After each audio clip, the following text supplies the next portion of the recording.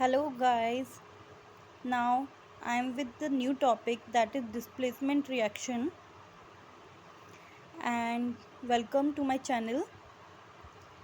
As you can see the figure that is 1.8, here we have test tube, one thread, copper sulfate solution and iron nail is dipped into the copper sulfate solution. Okay. तो हम activity 1.9 देखते हैं। इन्होंने क्या किया है, 3 iron की जो नेल्स होती हैं, कील होती हैं, वो ली हैं, उन्हें साफ़ किया है पहले सैंड पेपर से।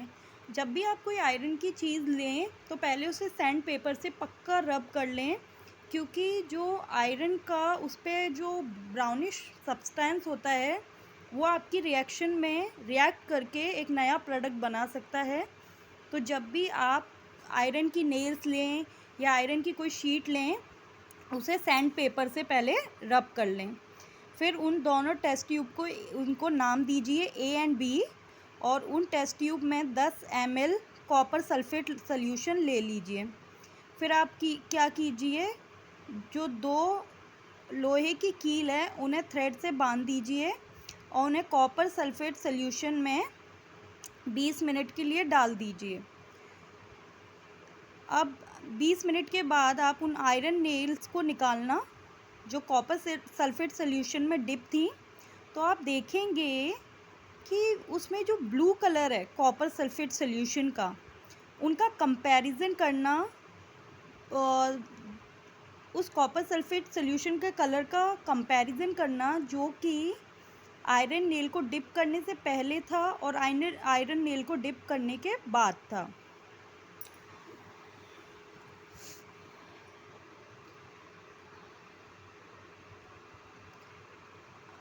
तो आपने देखा कि जब जो आयरन नेल का इसमें क्वेश्चन पूछा गया है, आपने देखो, पहले तो आप फिगर में देखिए कि आयरन नेल है, जब आपने उसे कॉपर सल्फेट सॉल्यूशन से बाहर निकाला वो इस कलर की हो गई है।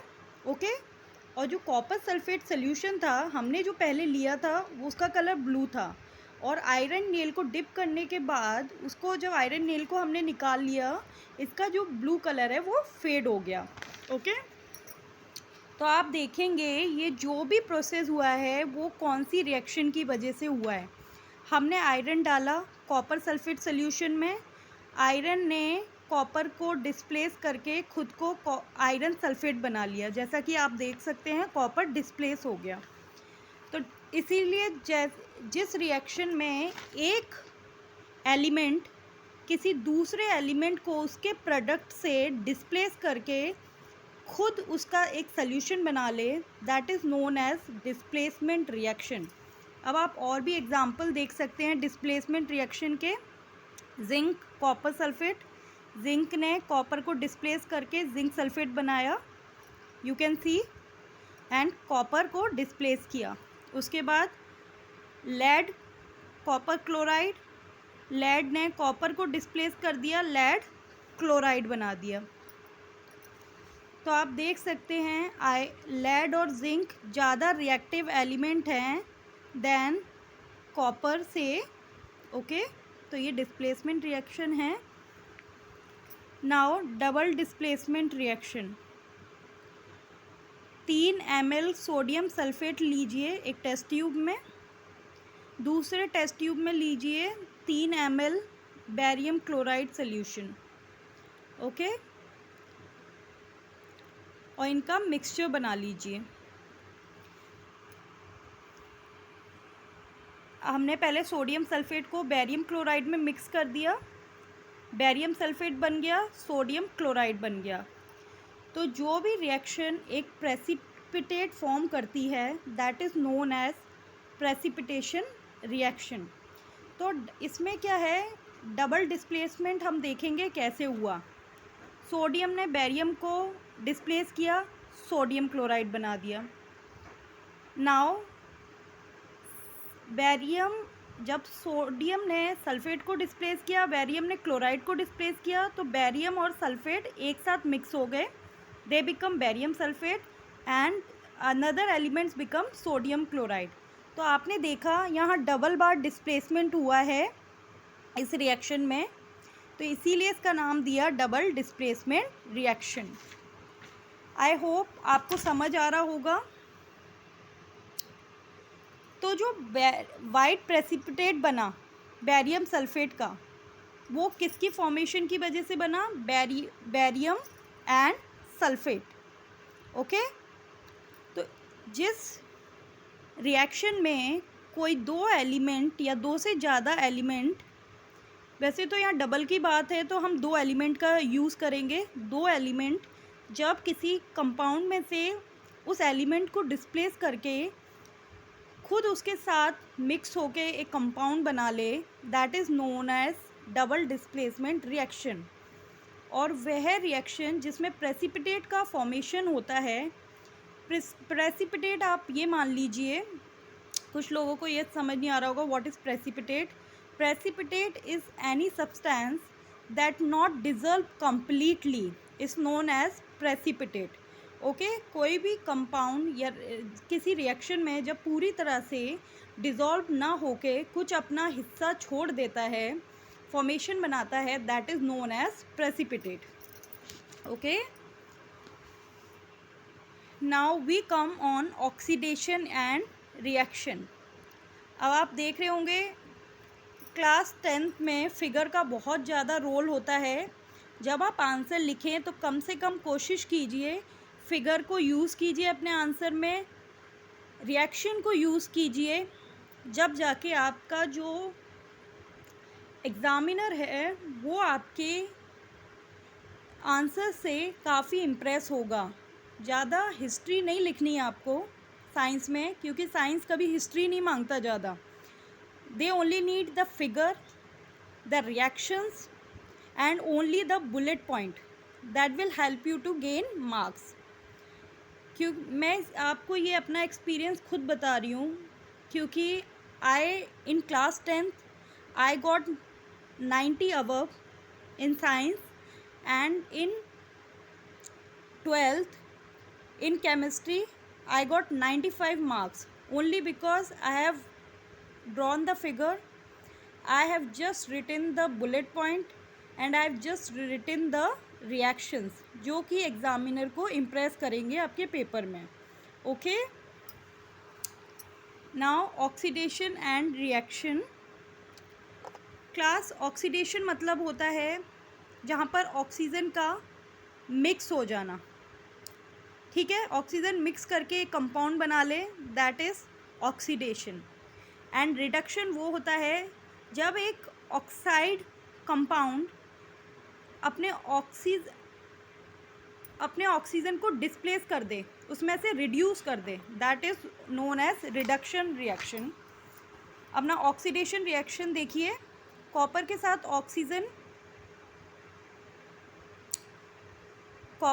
ऑक्सीजन मिक्स हुआ, copper oxide. Okay, now copper oxide को हाइड्रोजन से पास कराया गया, तो हाइड्रोजन ने क्या किया? ऑक्सीजन को डिस्प्लेस कर दिया। ओके, कॉपर ऑक्साइड से, तो जैसे ही इसे डिस्प्लेस कर दिया है तो इट्स मीन ऑक्सीजन रिड्यूस हुआ है, तो it's known as reduction reaction. Okay, अब आप इस वाली रिएक्शन में देखिए what is oxidation and what is reduction. Copper oxide and hydrogen ने ऑक्सीजन को डिस्प्लेस किया, रिड्यूस किया, that is known as reduction reaction.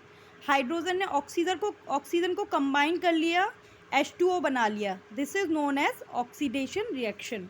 तो सीधी सरल भाषा में जहाँ पर ऑक्सीजन का जॉइन होकर एक नया प्रोडक्ट बनाना, that is known as oxidation.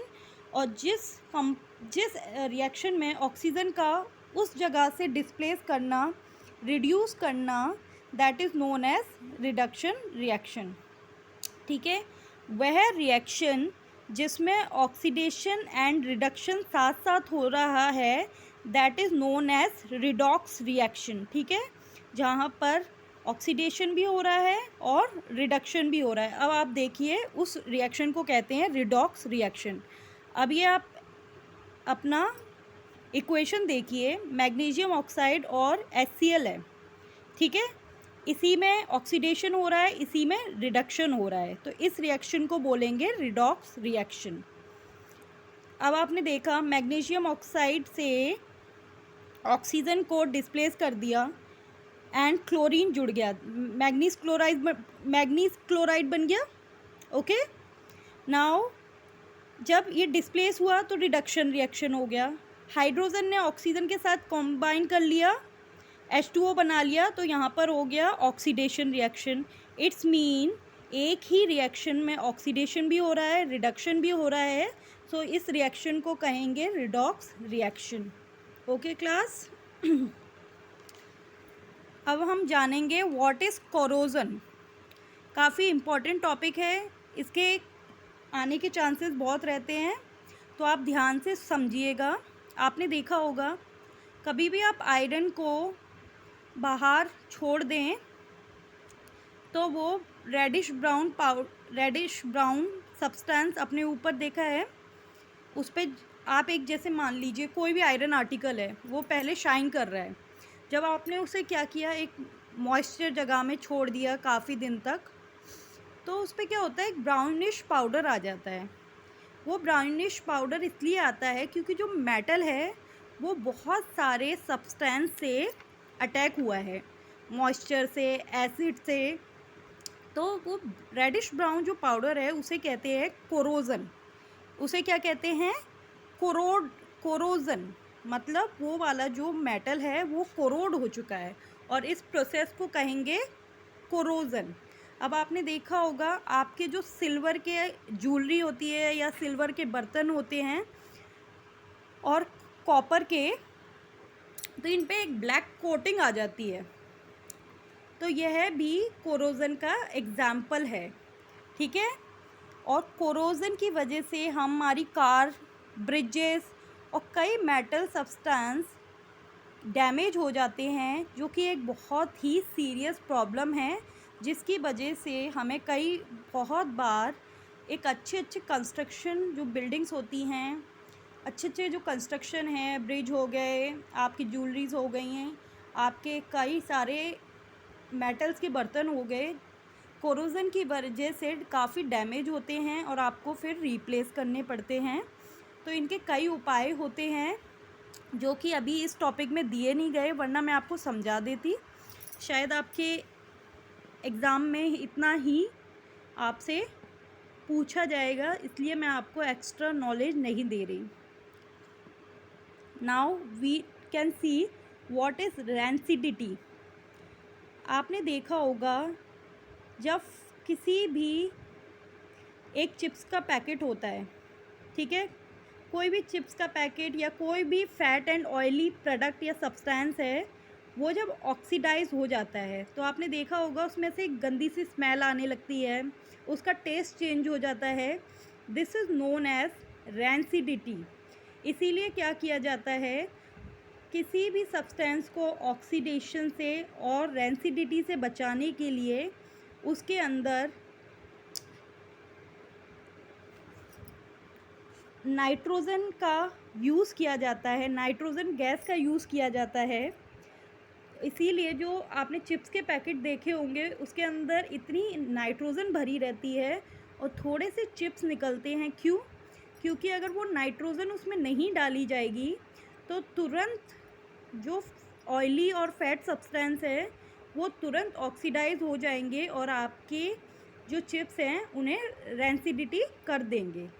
अब आपको, मुझे होप है कि आपको रैंसिडिटी समझ आ गया होगा, that is what is rancidity. Okay class, your chapter is finish. I hope आपको मैं जो पढ़ाती हूँ वो समझ आता हो। So please, if you have any advice, if you have any question, if you have any suggestion, please comment in the comment box. Okay, and I hope मैं जो भी आपको टीच कर रही हूँ, जो भी मैं आपको पढ़ा रही हूँ, वो आपको बहुत अच्छे से समझ आ रहा हो। कम से कम 50% तो समझ आ ही रहा हो, और 50% जब आप खुद प्रैक्टिस करेंगे तब आपको समझ आएगा। ओके, तो मैं कोशिश करती हूँ कि मेरे से जितना होए मैं उतना आपको समझाने की कोशिश ही करूँ। ओके, इससे आपको भी सीखने को मिल रहा है और मुझे भी आपको पढ़ाकर बहुत कुछ सीखने को मिल रहा है। Okay, please if you like my video, just like, subscribe and share, and I hope you like my hard work, you are appreciating my hard work. Thank you.